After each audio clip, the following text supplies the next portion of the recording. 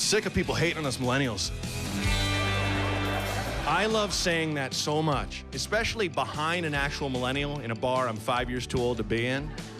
I'll just be like, man, I'm sick of people hating on us millennials, brah. Throw a brah in there, you know? And he'll turn and be like, yeah, oh, shut up. Like, it feels so good. So we are here at the Aladdin in Southeast Portland. I am here with Matt Braunger, star of everything, network, TV. You're like, That's wait me. a minute. Star of everything. That's what everyone says. I appreciate that. He is a Portland boy at heart, visiting home again for the first time in a couple years. Yeah. So tell me, what's it like coming home performing in Portland after being away for so long? It's been so many years of coming back. I used to play just kind of comedy clubs, and before that I would just kind of have a friend who would book bands, and the band would go on at 10, and I'd be like, can I have the 8 to 10? And I would have locals open for me, and I would make just enough to fly home and fly back, you know? And so now to be playing places like this is very cool, but it's just been a steady. I've been doing it, God, coming back here, doing that since, I want to say 2006. So Wow. yeah, it's nuts. I mean, to be doing it in the theater is pretty amazing. It's like one of my favorite venues in all the city, and one of the rare theater spaces that really works well for comedy. You know, like the ceiling's just low enough. Yeah. Sounds weird, but it actually is.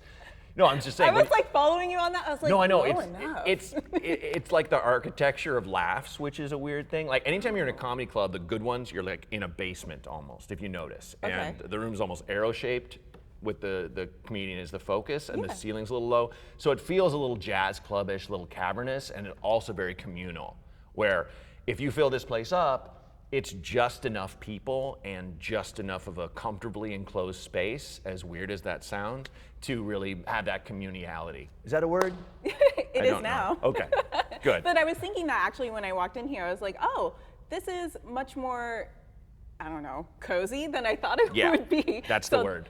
Is there another reason why you love playing here, or have you played here before? Yeah, this is probably my third time at the Aladdin, and to extrapolate your question, reason why to play Portland, I grew up here, but also it's a very artsy place, you know what I mean? I used to have all these jokes about all the bad art I grew up around and how it helped me judge myself less, but I just love that there's art, you know, that as I got into adulthood, I would go to other towns, they'd be like, oh, we want to encourage all our children to get into the arts and try things, where that was just de rigueur in Portland. So I'll always have that, which is great. Yeah, absolutely. I think that's so funny. Like, seeing bad art makes you judge yourself less. It's so true. 100%, and that's what people do with my comedy.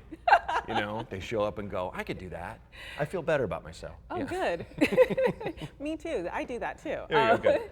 So when you come back to Portland, what is the first thing that you feel like you need to eat, go see, go do? It's weird. I've kind of done all of it, so now it's kind of just like, oh, what's a place that my friends have been talking about to go to? And it's funny, my dad grabbed me from the airport, and we were laughing about how me and Ian Carmel, who's from here, maybe like over 10 years ago, once things started popping up on Division, which when I was a kid was kind of a little bit of a desolate stretch, and then it became, after Pok Pok opened, all these, you know, restaurants opened that were very hip and cool and good. And I remember Ian being like, is 82nd gonna be nice? You know, kind of thing. You just don't know who's gonna open up what anywhere, but you know, the proximity to farms and the really lax liquor laws make it a real fun town for your person who likes the restaurant and the bar scene.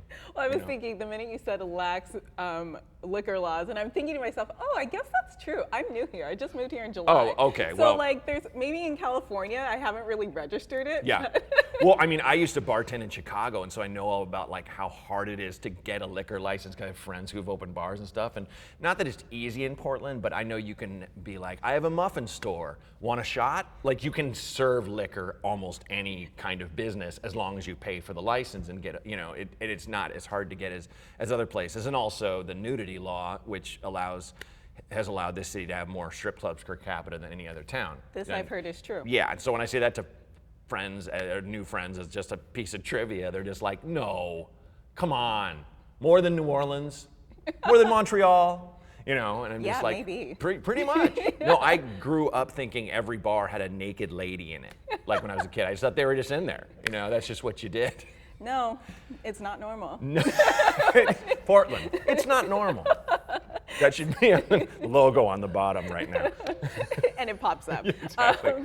So what would you say, so somebody who's at home seeing you on TV, what would you say to them to expect at a Matt Braunger show? I basically tell a lot of story-based stuff. I mean, this past couple of years has given me enough material to throw away some of it. I mean, my wife and I kind of, like a lot of people during the hardest times of the pandemic, the lockdown, so to speak, we lost it because we were going to drive up to here to see my parents with our daughter Rose, who was 6 weeks at the time.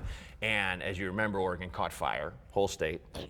And then we were like, well, let's just stay in California. And California, as it does, got jealous of Oregon and caught fire as well. So we drove literally to Boston, where she's from. We drove across the entire country in an electric car with a 6-week-old, just going from hotel to hotel to hotel, distanced checking in, as it's known. You do it with your phone. Yeah. And so that right there could be a whole hour if I let it be. Like Yeah. everything I've and I've just have like 2 stories from that whole experience, But yeah, it's all story based. It's all a bit of a turn from the comic who's just like, oh, what's in the headlines right now? I mean, I want mine to be pure escapism, where I might touch on something you're dealing with. It's definitely going to be relatable, but it's just fun and it's funny, and I've been doing it a long time. So come. Yeah. That probably didn't help me at all. Would you? The arm thing, I mean. Sorry. No. I would say also because you've been in the comedy scene for so long, you've been on TV, you've been in film, you are a successful comedian. Sure. Are there any other comedians that you look at and go, I cannot wait to see what they do next? Oh God, yeah. I mean, I've always been that person who, I always say like you if you're doing comedy, you should be a fan of it. We definitely every comedian in a certain way, and I'd say this jokingly, but not, hates all other comedians because we're at the back of the room and they're like, why are they killing? I should be up there. Like, we have that angry old man in us all the time, but at the same time, there are people who just kill me out there that are so new, so young. There's old ones too, but I just like, me personally, I like seeing folks do stuff that I don't do. That's super different than my style. Though I do like comedians who do a lot of story-based things. But oh yeah, I mean, that's one reason the Bridgetown Comedy Festival got started, which I co-founded, was because I would have these young people open for me that I'd be like, this person is great. And it's been such an honor to be able to do that because that's how I got started. Literally had someone older than me go, hey, you could do this. If you really want to do this, you can do this. And I don't do that. I don't go to like some young up and coming, incredibly hip female comedian and go, you know what? You could make it, kid. You could really be something. Thanks, old middle-aged white man. Appreciate that. No, but like it is. I did get that from people I looked up to, and it meant the world. And I think it's kind of your duty if you're going to be a funny person to laugh. I mean, I remember a guy back in Chicago who annoyed the hell out of me, and he was one of those guys who'd be in the back of the room and someone would tell a joke, say, like something would crush, and you'd go, it's funny. Like, is it? You didn't even smile, Like, even if I'm jealous of how funny someone's being, it's like, I'm gonna laugh, because, they got me. So yeah, I mean. It just makes me think of like the mom text that you get where it's like, oh, I saw you on TV the other day. What's wrong with your hair? Why did you wear Oh that God, shirt? the amount of, when I did the Tonight Show, my collar was sticking out of my suit jacket. And I got, like, that itself was a whole thread, like online. What's with this guy's collar? No. What's with this idiot? And yeah, I mean, a big chunk of the act was talking about how you only go to Taco Bell when you're drunk, and why don't they crack down on that, But like, and the name of my first album was Soak Up the Night, which is what I said Taco Bell should be their slogan, It really should be. It should be. But like, I got all these people like, oh, you talked about it was Taco Bell. And it's like, I don't care. Like, does the subject matter really if it's funny? So yeah, I feel like there comes a point where enough people know you that they're kind of all your mom. Yeah. They're all just like, I don't know why you talk about that sort of thing.